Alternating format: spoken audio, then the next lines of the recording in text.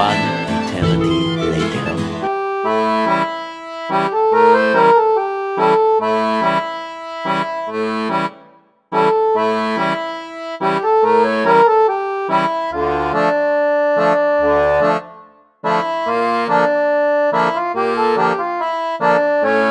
So now এখন এই ফিল্টারটাকে আমি সেট করবো। সো এটা হচ্ছে 45 ওয়াটের হেডটা অ্যান্ড এটার এয়ার টিউব। এটা এই যে নজলের ছোট্ট এই যে এটার মধ্যে লাগাতে হবে, এটা দিয়ে অক্সিজেন ফ্লো হবে। অ্যান্ড এটা হচ্ছে পাইপ, এটা আমি পরেই লাগাবো, এখন লাগিয়ে লাগবে সাইডে থাক। অ্যান্ড এগুলো হচ্ছে পাইপ, তৈরি পড়ে গেলো।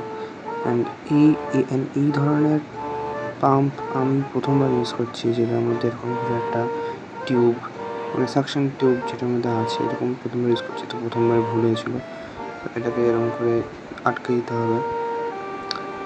এবার নিচের যে ছোটো নেট মতো ওটাও লাগিয়ে দিলাম।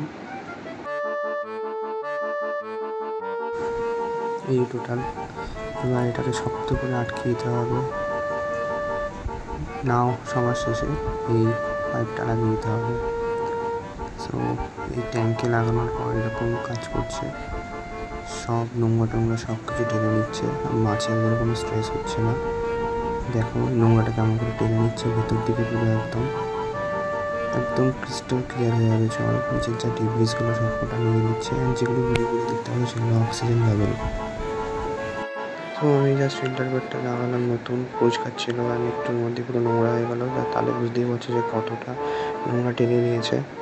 অ্যান্ড এটা আমার ট্যাঙ্কের ফাইনাল লুক, একদম ক্রিস্টাল ক্লিয়ার জল।